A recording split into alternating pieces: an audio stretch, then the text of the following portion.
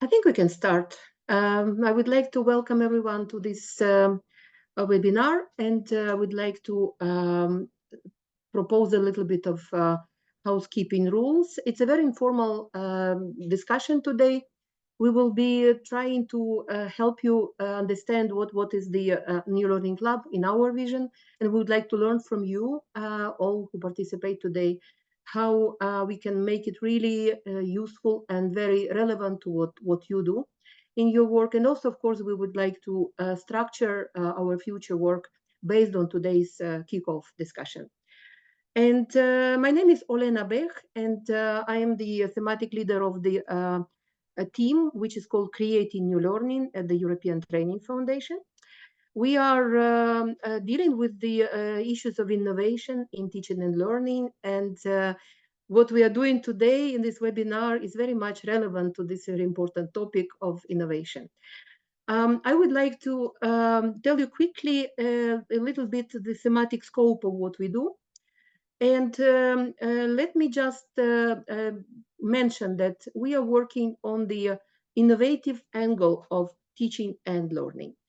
And so this topic includes such broad areas as focus on the educators, who they are in modern times, and how to support them in their work. It's also on the learning environments, the blended learning environments, and with focus on adult learning, which is our very important topic of today's discussion.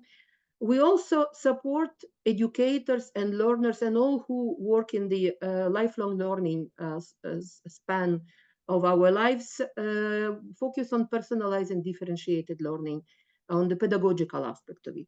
Also, we work on curriculum and key competence, and the cross-cutting topic of our work is digital and online learning.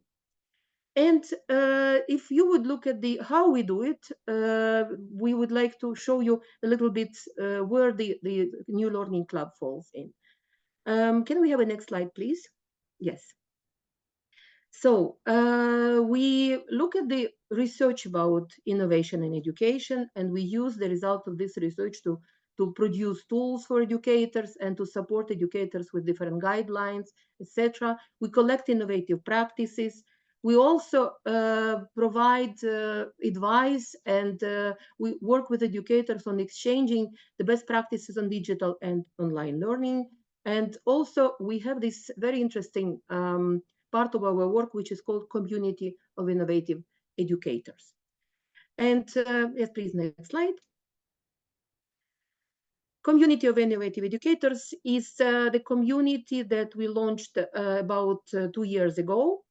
And we will be discussing today just very important part of it, which is related to new learning clubs. Before we continue our work, maybe colleagues, can we go back to the housekeeping rules, because I missed one very important slide at the very beginning. Um, Housekeeping, because we see today's discussion is a very let's say informal work, but still within this topic, we would like to make sure that everybody understands how to operate the platform that we are using. So I'm sure you know that you could mute and unmute your microphones, and we would be very happy to make sure that you let us know if you'd like to speak. There will be an opportunity for this, and for this you would need to unmute the microphone. Otherwise, please keep them muted so that there will be no interference with the speakers. Also, you could keep your cameras on, and we prefer it, but you could also keep them closed. And we hope that you are happy for the video recording of this this webinar. So if you do not consent, then please keep your camera switched off. Otherwise, you know that there will be this meeting will be recorded. Also, you could use the different functionalities of this platform, and you could use the chat, for example. You could greet the other participants. We would be very happy to know where you are coming from. We are seeing today in the registration about 100 participants, so we would be very happy to know that you are here and who you are and from which organization you are coming from. You could also put your questions in the chat. So can we go back to the presentation? I would like to involve my colleague Manuel Galvin Arribas, who would like to say a couple of words to greet you from the partner team, because today's webinar is co-organized together by us internally, and we will also present you the other partners who participated in launching today's webinar. Manuel? Indeed, Olena, thank you very much. And thank you and welcome all friends and partners that are today here with us to shape this important discussion. And this is why creating new learning and project in vocational excellence, which is the project I represent too as thematic leader also. Like Olena, we join forces to be with you today and understanding much better what is going on also from the perspective in our side of bed provision, and also the role of centers of vocational excellence or high quality bed providers, etc. So our approach is thematic. I think you know very well, and many of you, so I'm not going to present again what we do, but one of our thematic approaches, holistic approaches to vocational excellence is lifelong learning. Indeed, I think in the concept of this agenda today, you read there that our self-assessment tool collects some data on this aspect. I have to say that indeed for us is a great opportunity, this discussion, because I have to admit that lifelong learning, and in particular the role of adult learners and continuing vocational training, is not fully targeted to be unpackaged in our network, and today would be, let's say, one of our first opportunity to learn more with you on what is going on. What we know for sure is that in the first cycle of the NSAT in 2021, lifelong learning and green dimensions in excellence were the less developed. In the 2023, our data that I think you can already download from our webpage in our report that we produced it in the second wave of NSAT, the 40% of the providers that also repeat the first assessment, and second one, recognize that indeed they are doing activities on lifelong learning and concentrated in adult learning. So this means that we collect, let's say, more evidence on on the activities of the COVIDs in particular. For example, providing adult education, intensifying programs, supply, or even centers that has been particularly accredited to deliver adult learning. So without saying too much more, for us it's also an important opportunity to work with you also in this aspect on what is the role of centers, and our members are there. Thanks them again very much, and we are here to decide you will decide the road we will walk together. Thank you. Thank you, Manuel. So this was Manuel, and I would like to just recap what is the setting of this discussion. So on the one hand, we have the partnership between the two ETF teams, and I apologize if we did not dedicate much time to explain at the beginning what is ETF, the European Training Foundation. I'm saying this because in our list we have also countries which are not part of the partner countries of the European Training Foundation and the European Union. They are 28, and we have some countries from outside of the partner countries and from outside of the member states of the EU. That's why if you would be interested to learn more about what the ETF is and how we work, you are welcome to pose your questions in the chat. And this moment, I would like to just explain what are the new learning clubs. So the new learning clubs are part of the community of innovative educators. And this community is one of the big activities of the Creating New Learning team, which supports every activity of the ETF, of the European Training Foundation. And we have many partners who are leading on different sub-communities, who are leading on different topics. The community is multilingual, and it exists for allowing the practitioners, the policymakers to discuss various issues of innovation in education, in lifelong learning, and as of today on adult learning. So we decided some time ago, about a year ago, to launch the so-called New Learning Clubs. And the new learning clubs are the sub-communities, which are, please, could you have a next slide? Which are the communities of practitioners who would like to go deeper into certain expert topics and who would like to develop joint activities, who would like to participate in different very innovative expert discussions, share their practices, share materials, share different videos and guidelines and the innovative materials for learning. And in particular, on the this year we have 3 clubs. So we launched already 2 clubs, and the club on adult learning is the one which we are going to launch only in September. Can we have next slide, please? Let me show the example of the how the clubs have been launched. There was a club on STEAM on the set of STEAM key competences, and we have about 7,000 people who have really expressed interest in this club. This club is led by several organizations, and they are giving their input in terms of planning the work of the club, in terms of defining the topics of discussions. And in the new club that we will be launching with you together, we have already 100 people interested, and we have other partners who will be co-leading with us the work. These partners are the European Association of Adult Education and the European Network of Vet Providers, EVTA. So both these organizations will have a chance to speak very soon after I will finish the introduction. So please, next slide. And what we are going to discuss with you, we would like to see from today, between now and September, to find a way to collect the most interesting and inspirational adult learning practices on adult learning and education. We would like to compose the fact sheets on the adult learning so that they would be guiding us in the data collection.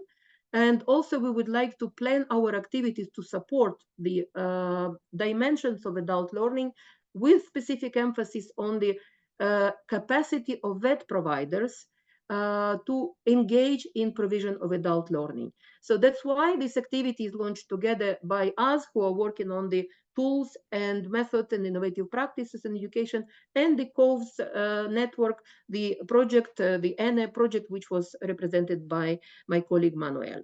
And so the activity plan for the club for the 2025 will be a very important aspect of our work when we will be preparing the club's work. For example, this is what the STEAM New Learning Club colleagues created as their action plan for the period of May-October 2024. There's one more interesting aspect of participation in the club. We will be providing you with the digital badges. So we have a possibility from the ETF to issue each member of the club the digital badge. We can show you how it looks. From the community of innovative educators, and it will be available. You can attach it to your Europass CV. You could use it in different formats, and of course, it has the digital content that is readable by different systems. So, can we have the next one, please? And we would like to today to discuss with you what will be the proposal for the activities, for the topics, and how you would like to contribute yourself in the work of the Future Club. Yes, let's complete the introduction and let's go to the agenda. So the agenda of today's discussion is proposed the following. We would like to invite our colleague from the European Association for the Education of Adults, EAEA, Kristina Cieslak, to be a keynote speaker. So she would give a boost to the next phases of discussion. Then we would like to have a moment of collecting from you through the digital poll some ideas which would be inspired by this keynote. And we will have a brief expert panel where Christine herself would be participating, and also she will be accompanied by Rossella Benedetti, who is a representative of the European Trade Union Committee for Education, and Luisa Previati, the representative of EVTA, European Vocational Training Association. I would like to, without a further delay, to pass the floor to my colleague Florian Kadlec, who will be moderating the next part of the discussion. Florian. Thank you very much, Elena and Manuel, and thanks a lot for joining. We know that the time is often an issue for these events. That's why we record, because you're all practitioners, and that time of the day you usually have classes. So that's why we are recording, and we will use, of course, also the other means to communicate with the different interested educators, over 100 it was mentioned, to gather also input from this group. So without further ado, over to Ms. Christine Cieslak from EAEA. Over to you, Christine. Yes, thank you very much. Thanks for having me. Maybe really briefly, just one sentence about EAEA. We love a good acronym here in Brussels. So we are the European Association for the Education of Adults. And we are located in Brussels, and we are basically trying to convince the Commission and the Parliament to spend more money on adult education. We are an umbrella organization of 140 members, 120 members from 40 different countries, European countries, give or take. And we just celebrated our 75th anniversary. And we are seeing ourselves as an advocate for adult learning and education, especially for informal and non-formal adult learning and education. And when moving forward, I am gonna say ALE, that's what I'm referring to, adult learning and education. Like I said, we're gonna love ourselves a good acronym. But I would like to give a little bit of input that's not quite vet, to just kick off the event and maybe help you find a topic to discuss that's a little bit outside of your comfort zone. So just to give an introduction, and I'm going to share my presentation. What I'm also going to do is, so can you see it like full screen, or is it okay? Brilliant. So I would like to talk about 3 different things with you quickly, and I'm gonna full screen. Sorry, not full screen, but not full screen. Okay, I will fix it in a second. I'm gonna share something else anyways. I want to talk to you about the concept of Bildung, about the concept of culture and prescription, and about ageism, because I think they're really important issues to discuss in that regard. But I would like to start to show you a video that explains what Bildung is, because it's a term that's coming from German, and it's can be translated with education, but not quite. So if that's okay, I would just love to share something with you. And I always have to look over there because you're all sitting on my other screen. So I will share this. Sound is shared. Here we go. We live in a world shaped by many challenges, and as people we were always seeking an education that provides citizens with skills to make informed decisions and navigate the unknown future. For this reason, education should be holistic, inclusive and free. Education is a human right, and not a tool we use to shape people with. The Bildung approach can help with that. The word Bildung is German, roughly translated as education, but it is much more than that. Bildung also means an individual maturing process, including education, upbringing, knowledge, culture, and personal responsibilities towards yourself, other people, and ultimately the planet. What needs to be done so that everyone has access to Bildung? We have to use a holistic vision of adult learning. That means acknowledging all forms of learning. We have to start with learners' needs and support learning for life approach. We must allow for the learning of all skills, topics and interests for all reasons. Learn more and visit our website.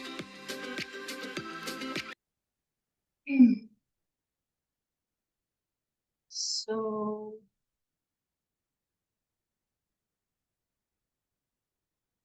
okay. So It's good. We can see full screen now, at least on my end. okay, perfect.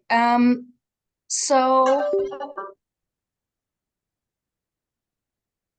what's the big deal then? I mean, isn't that the image that we have of education anyways? It's not quite. The terminology is mainly established in the German-speaking countries and also in the Northern European countries, but it means a bit more than just education. It's more like a holistic approach to how we look at education, ideally. So it's more about self-cultivation and personal development through education. So it's not just about gaining as much knowledge and remembering as many facts as possible in the shortest amount of time possible. It is more about also moral, cultural, and spiritual growth almost. So it is more like an approach on how people are shaping themselves intellectually, but also emotionally. So it's more of a well-rounded adult, if you will. So everything plays into that. Education in that sense is very not oriented towards an objective or a goal. It's not an instrument, so to speak. So what you're doing is you allow for education to happen for whatever reason or for no reason.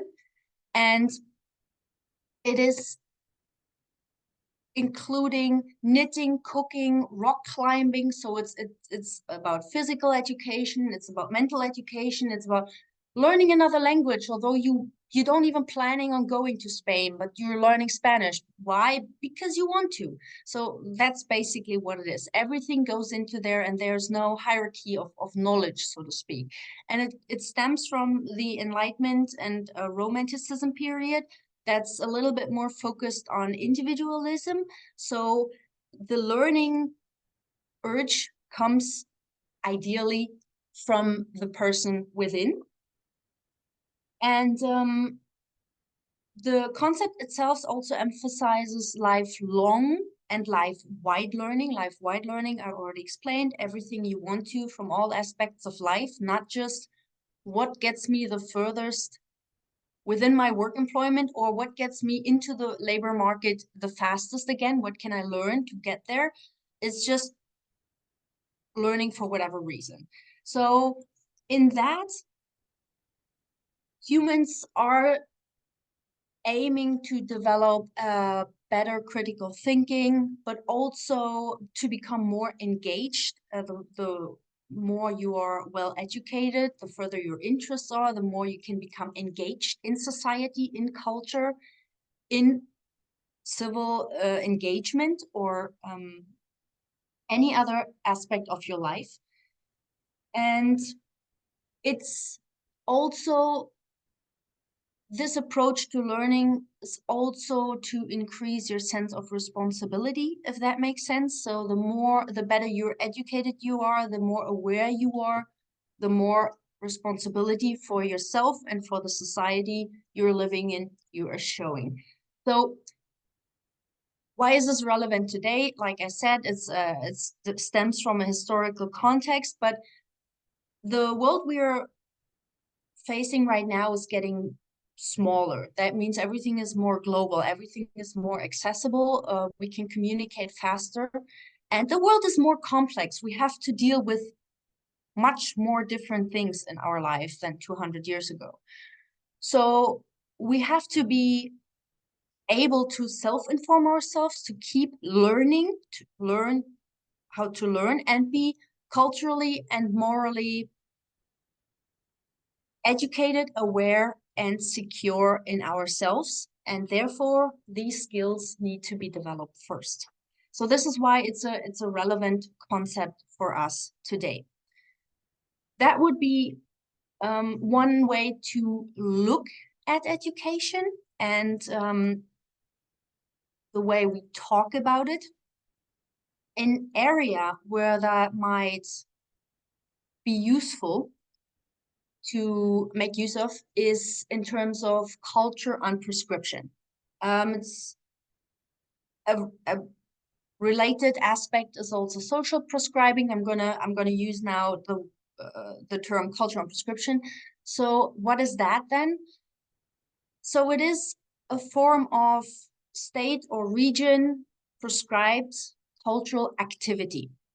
It has been shown over and over again in different cultural contexts that having people actively included in whatever form of cultural activity can increase their well-being, can decrease the feeling of isolation and loneliness, can even improve mental and physical health. So overall, it is a fantastic approach that is developing in different countries and different speeds, but it is an approach that has been shown successful over and over again. And again, it has been developed because our modern healthcare system cannot accommodate all the needs by treatment through medication.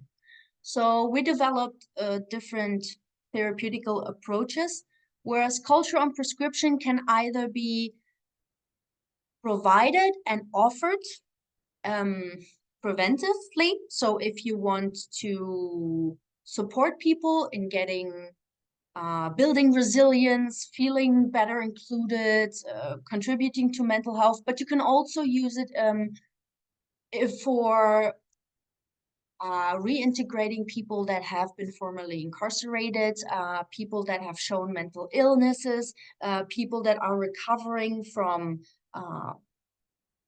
mental incapacitation, like a burnout or something like that. So you can offer it at several states, and it can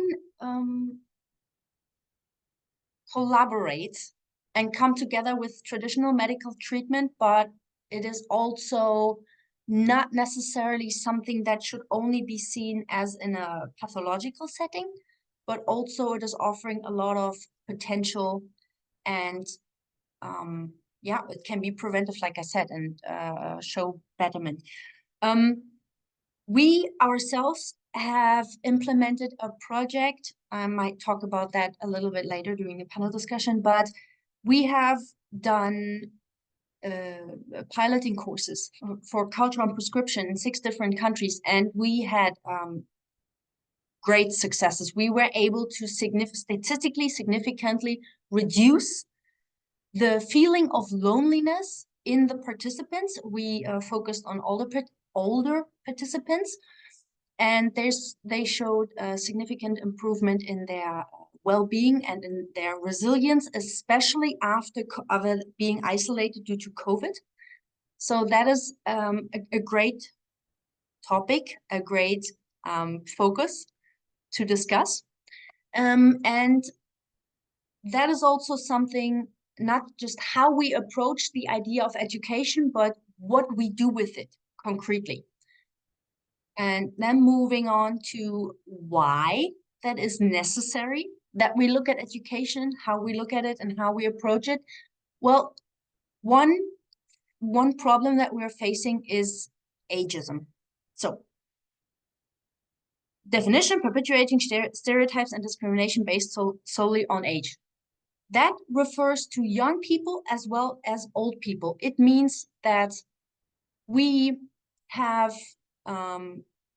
certain ideas with which we approach younger or elderly people, and they suffer negative consequences from that. And the impact can be on all levels of their life. So it can be that they have rights and opportunities denied. Okay, what is a negative stereotype for young? They're not mature enough to vote when they're 16. Just that would be something. Or elderly, yeah, you have to retire because you're not up for the job anymore, clearly. That has a massive impact on mental health, and it is a problem that becomes even bigger because of the, amongst other things, of the demographic change that we are facing over the last 100 years. It is that we have more and more elderly in Central Europe and fewer younger people, so the proportions are switching. So while at the same time, single households are skyrocketing. That means people are living more on themselves. That means less intergenerational interaction, less multi-generation living situations. So all that adds to the likelihood of stereotypes and discrimination based on ageism, and can then impact mental health. There's also economic consequences. I have a look at the time. I will not go into that. And obviously, there's health disparities that can follow from that. I already mentioned a feeling of loneliness. And then also, if you have a lack of social stimulation, it can have a negative impact on your well-being or your cognitive communication skills. And talking about European context, it's undermining our social cohesion. There's a split in society, and we have to actively approach that gap and make communication possible so that we ideally increase ageism and the problems that are coming with that.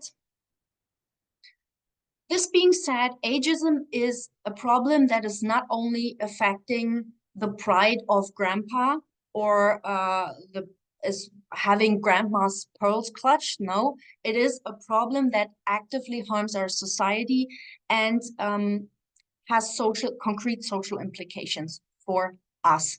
I will talk about this a little bit later, but basically the street is an image that we worked on during our project on Bildung.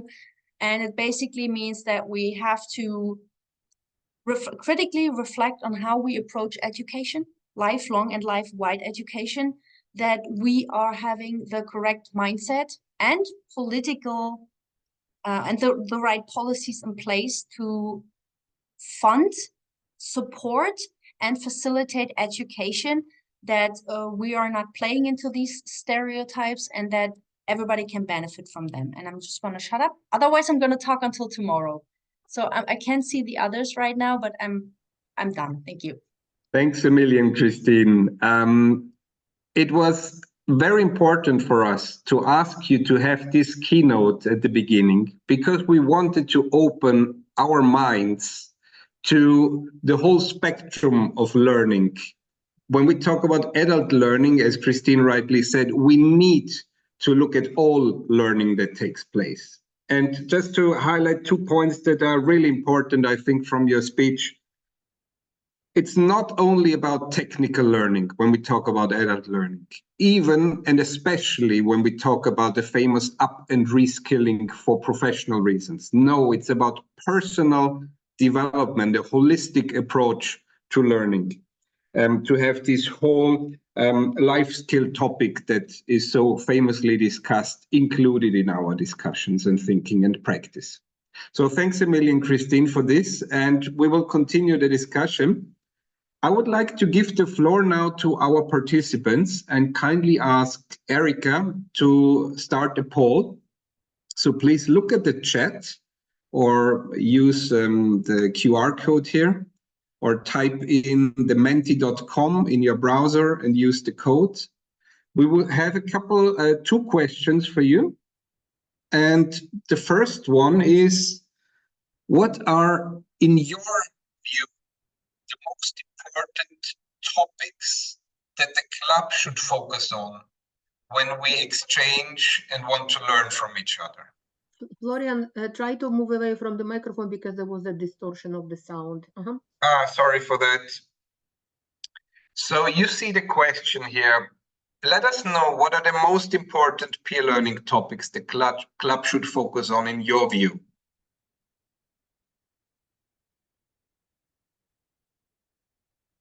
A second question will give you the opportunity to type in anything you would like, but in this first one, we're interested in a specific group of topics, and I see that support for educators is quite prominent, like the exchange of inspirational practice overall, increasing adult participation. Yeah, absolutely important. And when we talked about support for teachers, we're not just talking about trainings, continuous professional development, but also about well-being, mental health. This became very prominent during COVID, as we all know. Okay. So while andragogy is not in the forefront of the topics, we might still integrate that topic prominently, but let's see. In-company learning is there as well as a topic. Context-specific ALE, maybe very briefly a word on it to make you better understand what we mean. So here you have the example of veterans. Let's look at the context of war-torn countries like Ukraine, or at the moment Palestine or other countries, where we will have lots of people with disabilities or veterans who have special needs. So we're talking about context in that sense. So that might be of interest to you. There might be other contexts. I see that support for educators is really the front runner together with increasing adult participation. Okay. I will take a picture of that and we'll come back to that. Can we launch the second question, please? So the second question is an open one, and we're really curious to see what kind of topics you're really interested in that were not covered maybe. So methodologies, that relates very much back to the andragogy that was mentioned. So what are the pedagogical methodologies, approaches used? Methodologies pumps up several times, so that seems to be an interesting topic for you. Then I also see the others are more individual topics, but artificial intelligence always these days, serious games, use of ICT. So ICT could be a second bigger group of topics. And now there are some changes. Okay, AI is coming to the front. Look at Priscilla also. Yeah, I think that the computer in the back is manipulating and making us AI, treat as a priority. Okay, well, great. Thanks so much for now for your input. This is brilliant. We will use this, and please, Erika, keep the results in the back so we can come back to those topics. I would like to introduce to you now other people who were introduced already by Olena. So I'm very happy that Rosella Benedetti is with us here from Etuce. Hi, Rosella, can you hear us? Hi. Thank you for inviting me. Great, thanks for being with us. And Luisa Previati from EFTA, hello. Hi, hello. Actually, I'm from NIPNet, but we are, yes, because we are a VET consortium, so hi to all, but it's okay, no problem, because we know very well with ABTA, so we are in good relationship. So hi to all, and thanks for your invitation. Thanks so much for joining. And of course, we will have Christine with us again. So Rosella, can I start with you? When we talked about this panel, you said that low-skilled adults, migrants and women should be the main target groups for adult learning and education. And I just thought, could you tell us why you think that would be important? And also maybe you could share with us how quality learning offers for this kind of groups would look like. Well, it's not just me telling that low-skilled adults should be targeted most, because last UNESCO report, a global report on adult education, adult learning and education, insisted on this point of people that are not reached. And those who are not reached usually are the low-skilled ones, but also the people that are not really in the condition of participating to lifelong learning. For example, women in many countries, I mean in all the countries, but in some countries more, in some countries less, are stuck in their by their family and care duties. They are not helped in that, so they do not have time to participate in adult learning. They would like to, because we've seen in the past century how fast the progress was at school, in higher education, the progress of women. So they would like to, they cannot. They cannot really. So that's another problem. Traditional second chance courses are not enough for them. Online courses might not be really the best option, because there are children around, because they might not have good connection, and again, if they are low skilled, so they are both women and low skilled, they are not able to use digital tools. So that is why, and I've been in the adult learning thematic working group of the European Commission for 10 years now, and we keep on discussing the same thing. No country, or only a few countries, have found a viable solution to reach out to this group of people, which is the biggest one, not the smallest one. So if we have to see adult education in connection with labor market issues, so labor shortages, but also social cohesion. So what we need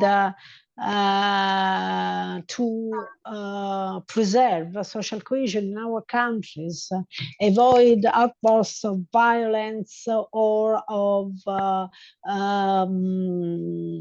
radicalized groups or hate speech towards some groups, then we have to, as the colleague from the Adult Education Association has said, we have to give them the tools, the instruments to understand reality, but also to change the way they approach other people, so that this kind of thing do not happen. Rosella, can I ask you, who are those countries that do manage to reach these groups? Well, here again, we have to do a distinction. In the past, I had the chance to listen to some colleagues coming from, for example, from Norway, coming from other countries where the government, and thanks to a well-established social dialogue system, managed to have an agreement with employers in order to organize in-company training, let's say in-company trainings. It was the government doing that for low-skilled workers, so that they could get the skills that they did not have because they were school dropouts. So there were older people that had gone only so as far as the lower secondary level. And thanks to this agreement with the enterprise, with companies, the government paid for teachers going in companies, at companies. They were there, they were teaching there some hours per week. They were teaching the basic mathematics or new technologies, ICT basics, and even language. And that was a very, very good example. I mean, they were using public funds. They had an agreement with private sector so that they could reach directly those people at work. Very nice. That was a very, very good example. Thanks a lot, Rosella. This is brilliant. I will come back to you in a moment. Luisa, I wondered, I mean, picking up from what we were just discussing, this is already a very flexible way of facilitating learning. What can you share in terms of ideas related to flexibility of training and learning pathways for adults? And maybe also have a couple of examples how inclusive training can be offered to disadvantaged groups. Thank you, Florian, and thank you, and good afternoon, everyone. As we as NFNet, we are a vet provider, a consortium of vet provider actually located in northern Italy, and I'm very glad today to present a chunk of our missions and our core activities, both in the training but with a specific focus on the adult vocational training. Just let me present myself. I'm Luisa Previati, and I'm working in the international department of NFNet, which, by the way, it is a member of ABTA, so we are on the same family, more or less. And the NFNet Vet Consortium was founded in 2016, so it's quite recent, but it gathers together several vet centers from all northern Italy, and counting around 90 vet schools in all the consortium. Our core mission is the provision of vocational training opportunities in different economic sectors, targeting a wide range of beneficiaries, from initial vet to continuous vet to adults and to companies. And the good thing in our consortium is that in the light of the socio-economic context of the territories and taking into consideration the demand from the world of work, each NFNet center or school offers a coherent training program to facilitate a rapid entry into work for trainees upon completion of their training. So which means that we have a wide variety of economic sectors addressing our training, but each center offer the trainings that are specific needed in that context. So this is just a good point. For example, we deal with catering, automotive, electrical, electronic, tourism, Horeca, restoration, industrial mechanics. So we have plenty of, and we cover more or less the majority of economic sectors. And we offer also different length of training up to 3 years in the initial batch, so 990 hours, half of them in classroom and half of them in company. But to complement the offer of vocational training pathways for young people and adults, we offer also dedicated vocational guidance and job accompaniment services, which are developed through apprenticeship programs like the dual system or initial vet, guidance and employment services. These are tailored training and orientation for young and adults. And we also offer the skills analysis and certification. So before entering a pathway for vocational training, we need to know what do you know? What are your skills? What are your competencies already acquired so that we can move on from your specific situation. And then we also move through international cooperation. We join several international and EU-wide relationship and also international funded projects. But what the objective of my speech today is speaking to you about, a little bit about our adult guidance in vocational training, which is the scope of this meeting. And we understand the importance of approaching this sector because our labor markets are experiencing historic disruptions nowadays, as the colleagues Christine already told us. So we have an increased risk of joblessness, uncertainty, demand higher and always even higher demand for upskilling and reskilling for those workers who already have a good kind of certification, but they always need to be more skilled. And also not to forget the importance of a well work-life balance, because sometimes now we need even more life skills. And in this backdrop, INECnet, in each INECnet schools, a dedicated guidance counselor with specialized skills create personalized and modular learning path for all individuals who come to us. And we meet a lot of people coming to us for some guidance. They could be former students or also new clients seeking jobs, or also upskilling or reskilling of employment, and also company with specific needs. And as I said before, what truly works in our approach is the customization and attention to individual. So we base our counseling on a thorough profile analysis, considering individual needs, skills, aspiration.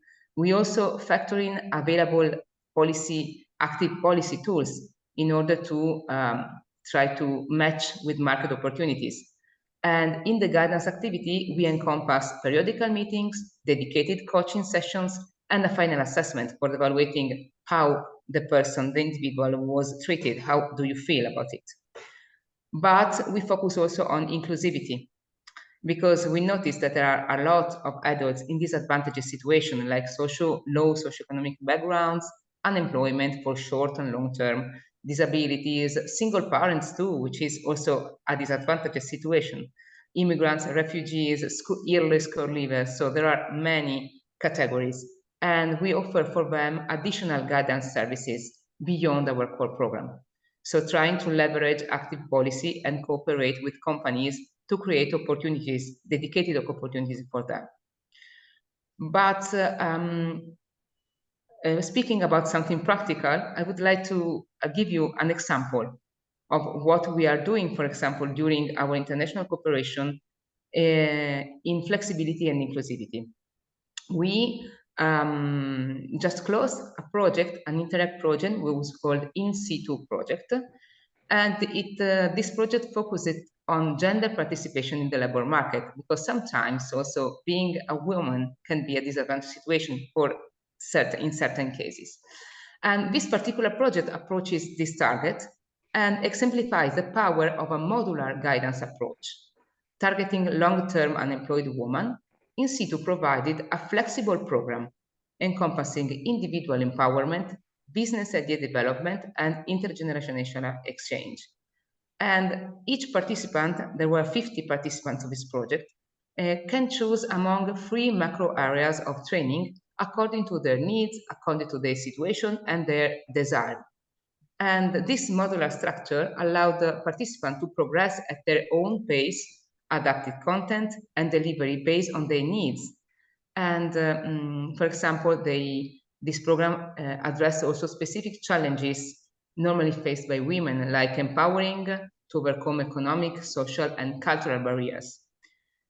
And this modular approach facilitates also the cooperation among diverse organizations, and they set the pace for creating some social innovation hubs where people can also not only focusing on the technical education, like we said before, but on the personal development, because we know that training is not only knowing things, but is developing at its own pace and try to reach your personal objectives.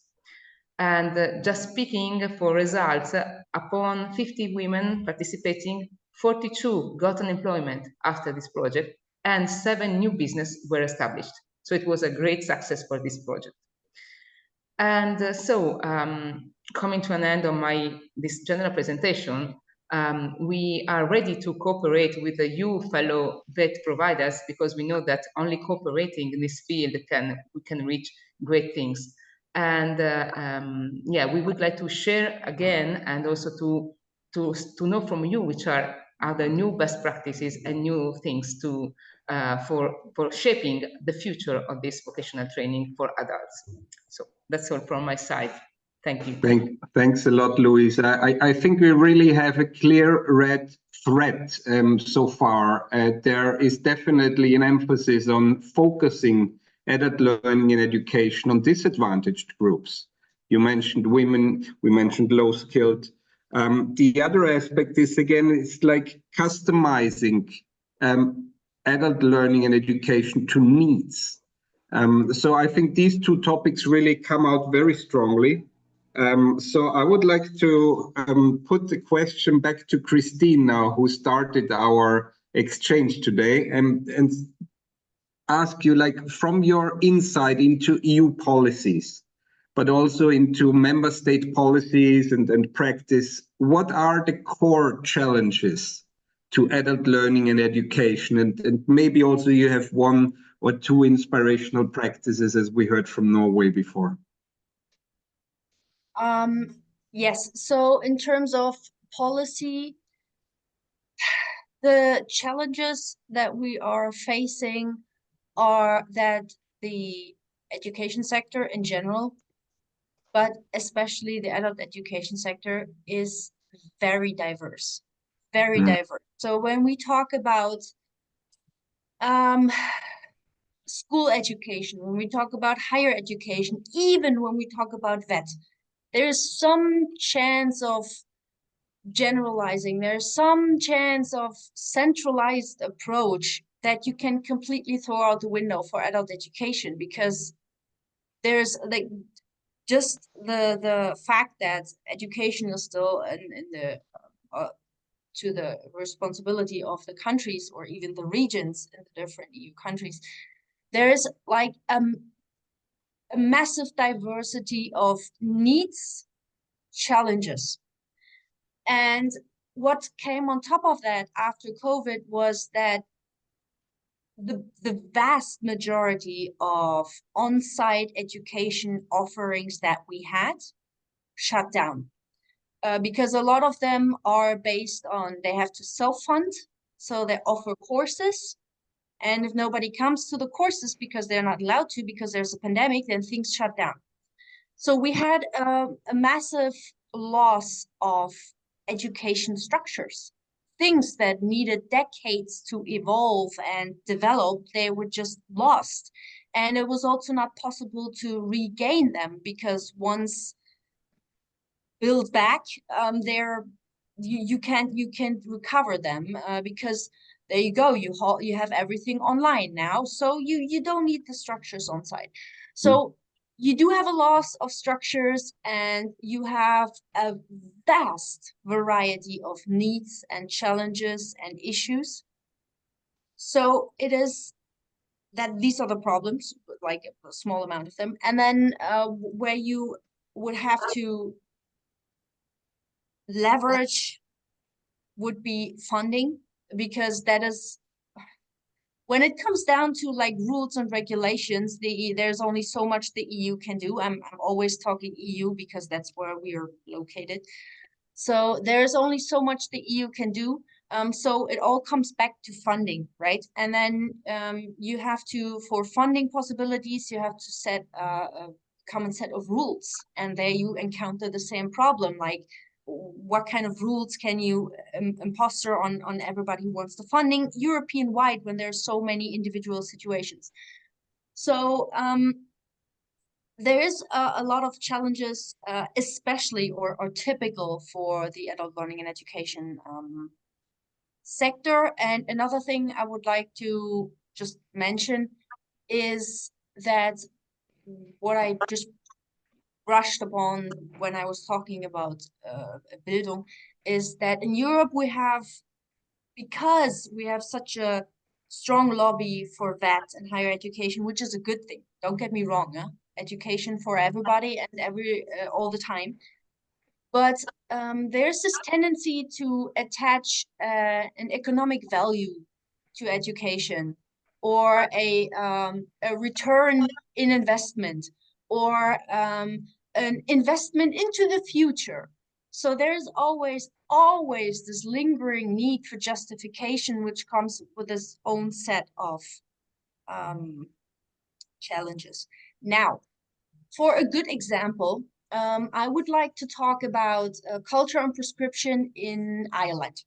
So Ireland started to implement bigger projects on culture and prescription in 2012, give or take.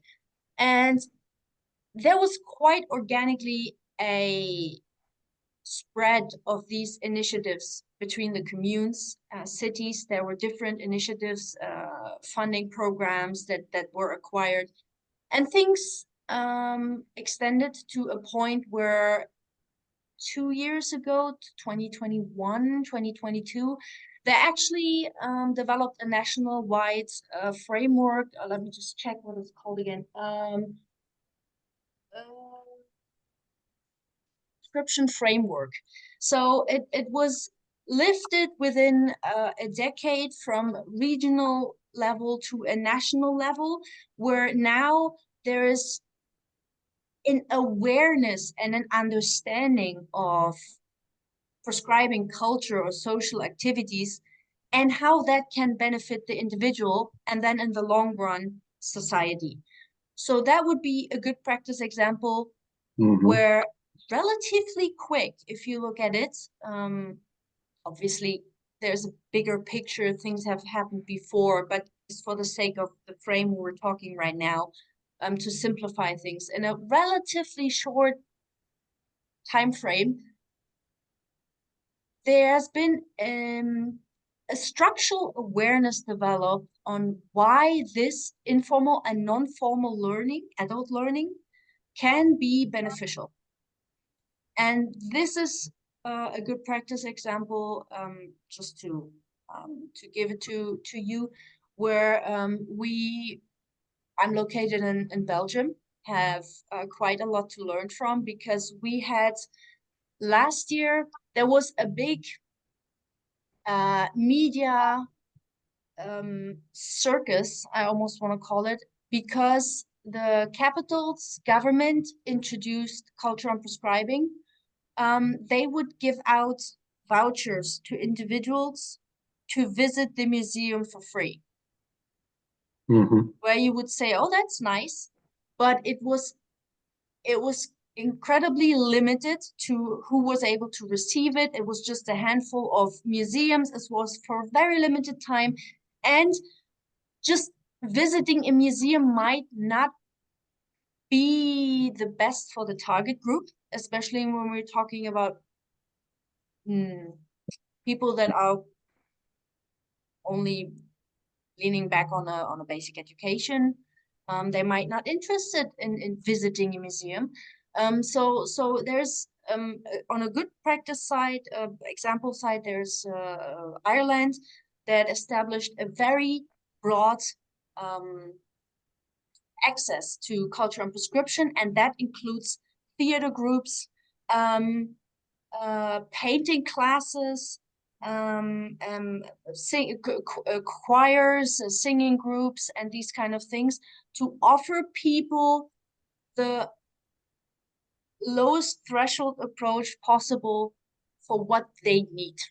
That would be definitely an outstanding example. Thanks a lot, Christine. And that relates back to the objectives that you've raised in the beginning. No, it's about social inclusion, social cohesion, helping people re-engage or engage in society. Yeah. Thanks a lot for this. Rosella, I would like to get back to you. Looking at the topics that the colleagues mentioned as most important to focus on, just to remind ourselves again, the front runners were support to educators and increasing adult participation and exchange of inspirational practice. And then in the free option, there was methodology, so it was about andragogy and use of ICT. Looking at those topics, in your view, what is the most important? What are the most important topics that we should focus on when we have an adult learning club, looking at these topics, and why? The issue is that probably all of these are very important. Sorry, Rosella, we don't hear you well. There is some... Can you hear me now? That's much better. Thank That's you. my well, I mean, they are all very important topics. The issue is that you never start building a house from the top floor or the middle floor. You have to lay the foundations. And as it has been said, the problem is that adult education, even though we've been having, especially in Europe, but as UNESCO reports show also all around the world, for many, many years now, we've been discussing the importance of lifelong learning. So the fact is that, unfortunately, for adults, learning is entirely laid on their shoulders. It's seen as an individual responsibility to become aware of the need of upskill and reskill, of having more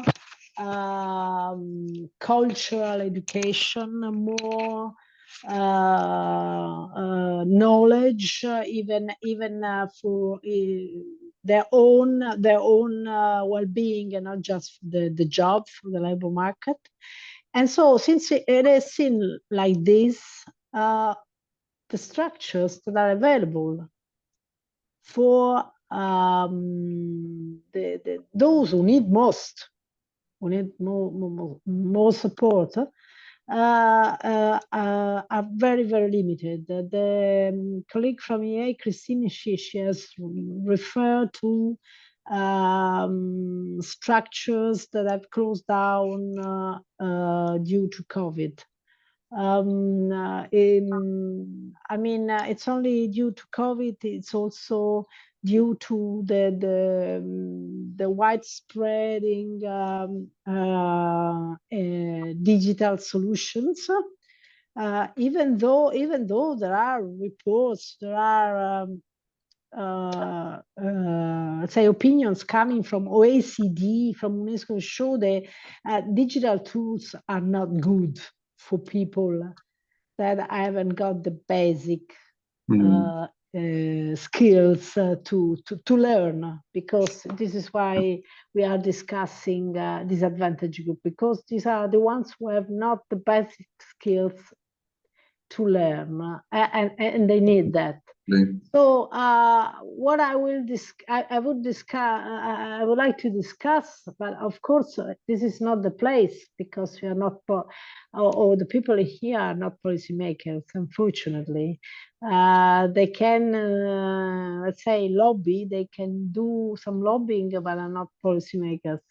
So what is needed most, I think it would be very important to discuss how we can, with the limited resources that the usually adult education institutions have, or adult education providers have, how we can diversify the approach. Yeah. And the teaching, the learning environments that can offer to low-skilled adults in order to motivate them, to attract them back into learning, to help them decide if they want to go back to formal education, because they can go on then to higher education. They can do a lot of things that they haven't done, or if they just want to learn for the pleasure, or in the case of vocational education and training, if they need to upskill or reskill to change their jobs, or to do better, to progress in their jobs. So that's I think that's very important to discuss. Guidance, how to use the limited resources to diversify, and support to educators mean discussing resources, of course. Resources for their own upskilling, their own reskilling, but also resources to let them do their job in a better way, and provide quality education. Thanks a lot, Rosella. Just before giving the floor to Christine, that there is one point I wanted to raise, and it's really related to what you just said. I think we need really to find different ways of creating awareness of opportunities. It's always about information provision and telling people about the different trainings and announcing them. But it's not this how a low-skilled adult would understand, oh, this is for me. We need to offer something like taster learning programs where people can really touch and feel and experience, and through that experience create interest and also develop a feeling of self-efficacy. Yes, I think I could do this. Based on that, then they would decide, well, I'm going to participate in that training program. So we need, I think, when you talk about diversification, also talk about how we actually reach out to these learner groups. And Christine, back to you. Just to add something that we have observed, because I really much like what Rosella just said, that we have to diversify. And I also really appreciate what you just said, Florian, that there's a lot of traditionalization of education within the families, and there's a lot of educational trauma. When you go back to not just previous generations, even now we generate educational trauma with different situations that we're having in Europe. So we definitely have to come up with other solutions other than formal training and just providing information. I 100% agree. And just to add to that, what we have observed is that when the last Erasmus Plus program started in 2020, there was a clause, like the commission tried to put a clause in there.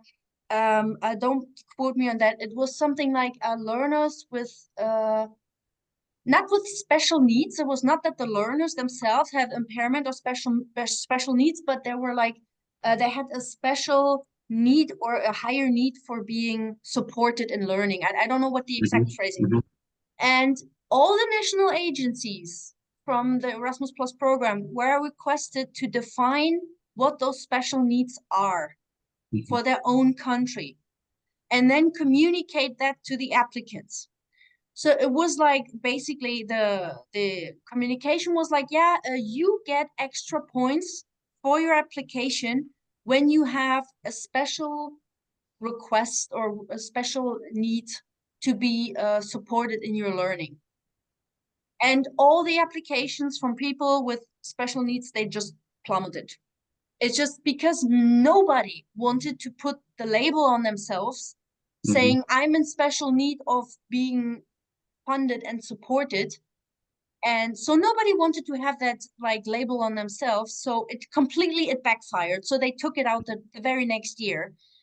So there is direct implications on how we approach education, how we talk about education, and how we approach people we want to participate in education. And it has a direct influence on whether or not these people are running away or actually open to the idea. Excellent point. Thanks a lot for sharing that, Christine. Louisa, I was thinking about your point of view, looking at the different topics. Where would you put the focus on for our club? What would be your front runner topic?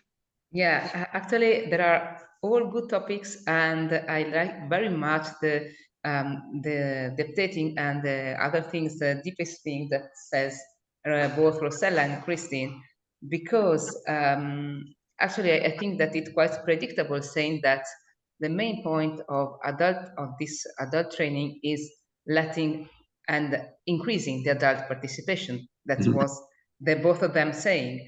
But for doing this and taking into consideration all the topics on the diversification, or on the disadvantaged situation that people doesn't want to put the label on them, I think that we should also focus on how we support the educators. So I mean, if we train correctly the trainers and the educators in order to give them the opportunity and give them the tools to present in the best way possible the chances, the opportunities for adults, this could be a good thing for them, because they will be able to train and to present and to create some good opportunities, some tasty opportunities, like you said.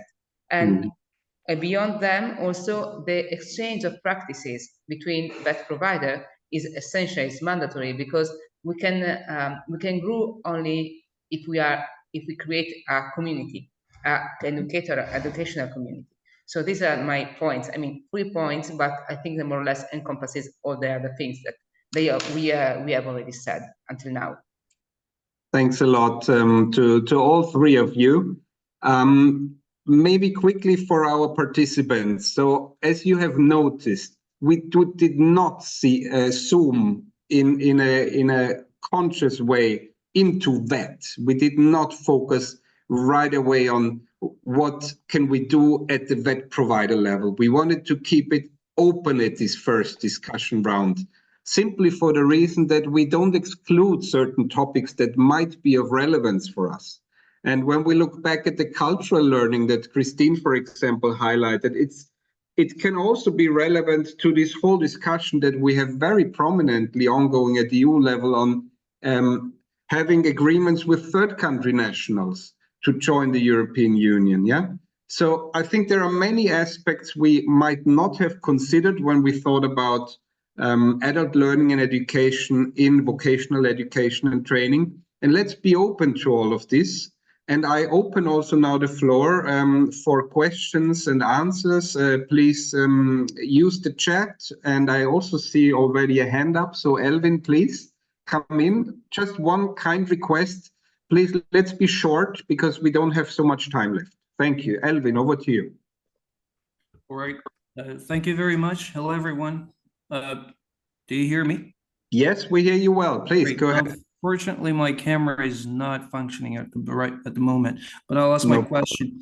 My kind recommendation would be about utilizing the Erasmus Plus CT Vet and then somehow integrating it with the ETF, efforts with regard to VET, capacity building. Because what I've been observing as the manager of international cooperation and projects from the Customs Academy of Azerbaijan, it's a VET provider, is that most often the ETF, and without any bias to its excellent efforts in both in EU and outside the EU, mostly focuses on the governance and management levels. But however, it would be amazing to have joint projects with ETF at VET level in order to improve the capacities of vets in the Eastern Partnership region, for instance, or MENA region. So this would require us to have somehow an integrative approach with Erasmus Plus program, because there is, as you know, an important program under capacity building in higher education, capacity building in vet, for instance. The second one, CT vet, is really very useful in that regard. My question is, does the ETF also consider leveraging such instruments to promote vet capacity building in the neighborhood? Thank you very much. Thanks a lot for, oh, that's perfectly fine. Thanks a lot for coming in. Very clearly, so ETF can never be part of a project funded by the EU because we are EU ourselves. But the idea is that the clubs also build a source for finding project partners. And of course, you're all aware of Erasmus Plus calls and other calls funded by the European Union. And this is one of the objectives we can set ourselves for the club, that we say we want to find in core topics of interest of all of you joint project ideas. That could be one objective of the club. We don't predefine the objectives of the club, so we want to design them together with you. If that is a shared interest of many of you or some of you, totally fine. I hope I could answer that question. Great. Any other questions also to the speakers? Any comments, any reflections you want to make? You can use the chat or speak as you wish.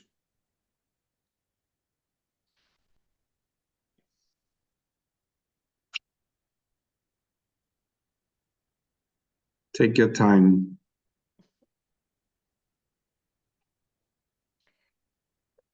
I don't see hands up because I'm kind of spotlighted. Maybe you could stop spotlighting me.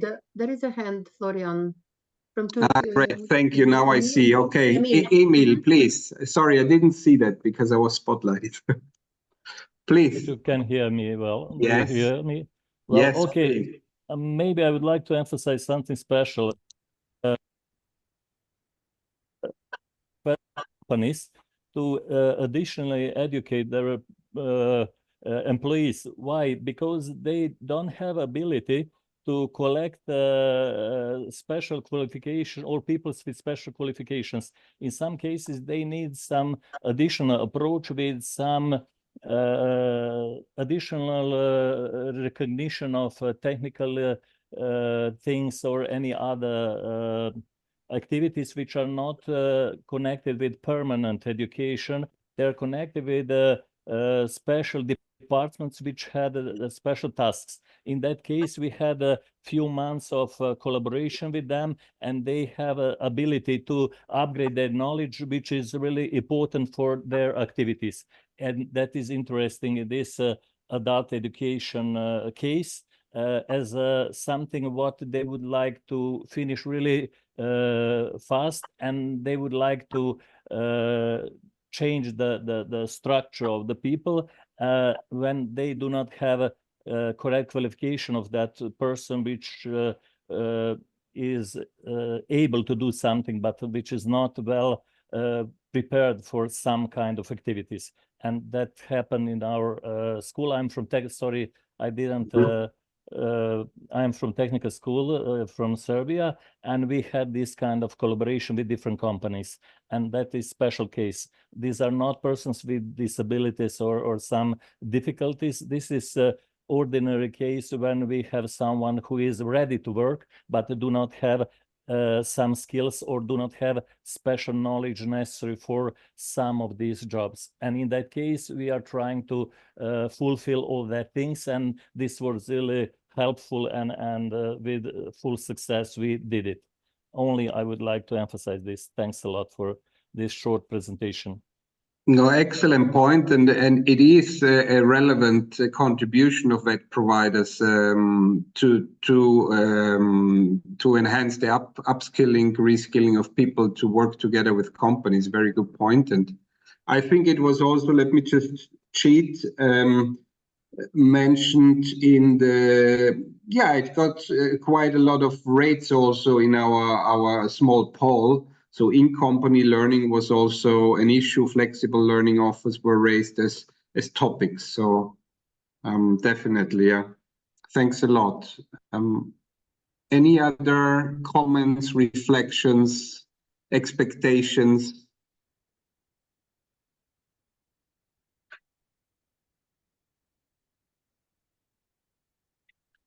Important is that this is not a one-off activity. Yeah? It's just the first moment we get together, and it's a small group of those who are actually interested to participate. So we will not stop at this point. We will establish a communication channel between us for the club that you can use to bring in new topics, you can use to discuss topics, to search for partners for whatever activities you're looking at. And so we will keep on discussing, okay? Julia, I see your hand is on, please.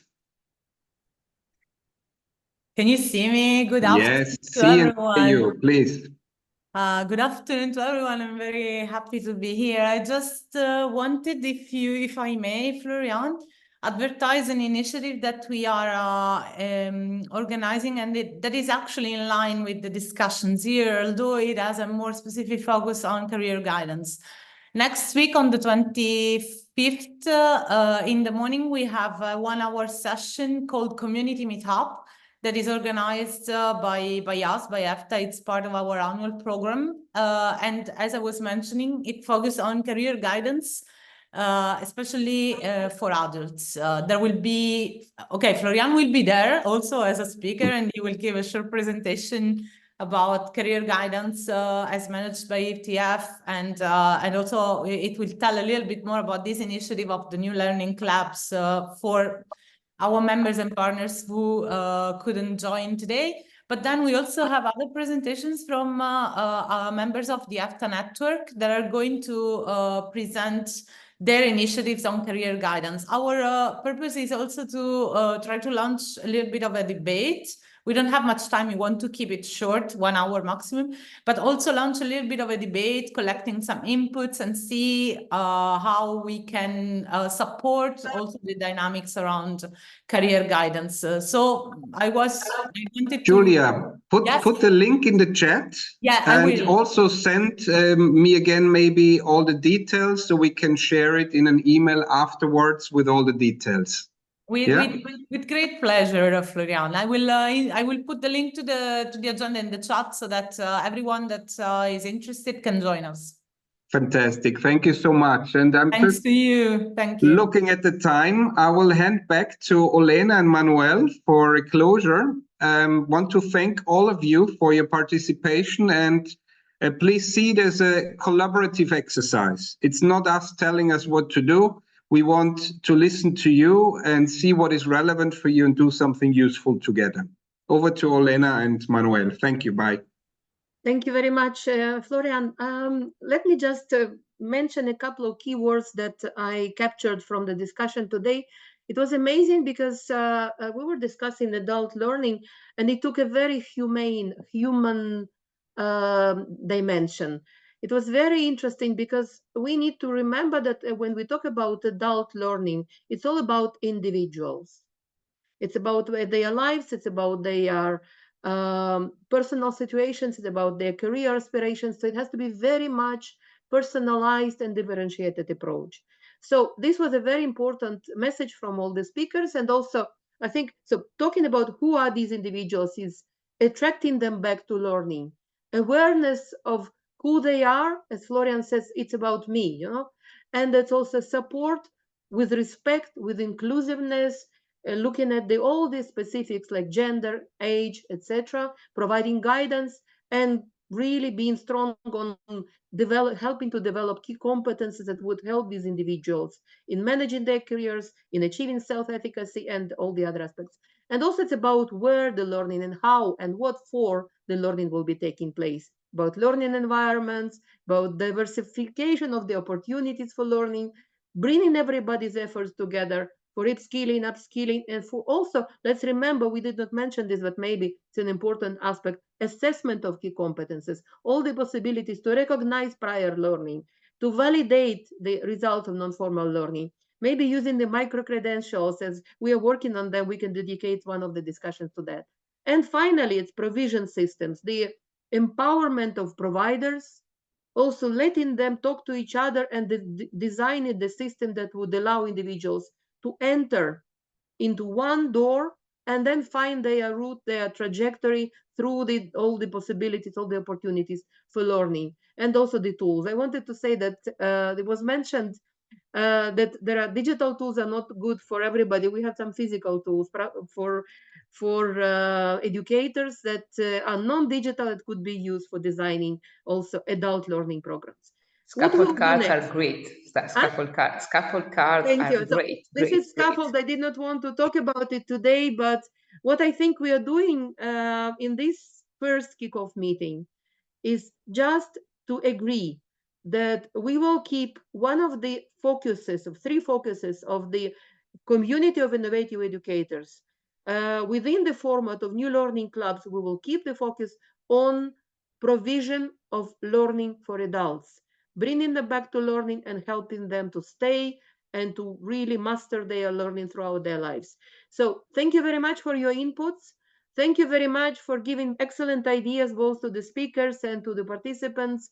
And we will be back to you with the summary of today's discussion and with the proposal about the next steps. And also, as Julia did today, let's share within the club all the possibilities to get together that are provided by different partners, both those who launched today's club and those who will join or who have joined as participants today.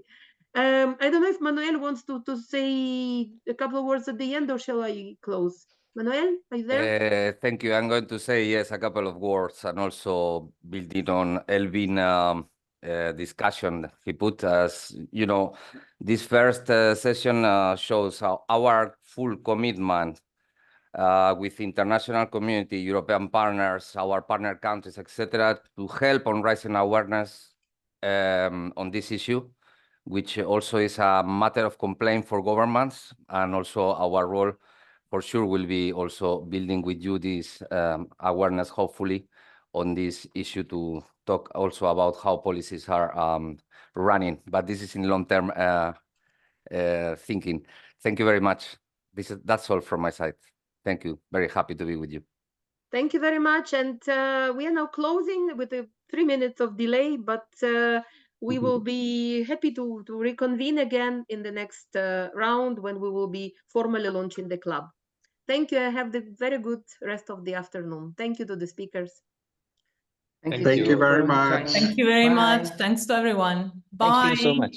Bye. See you soon. Bye. Bye.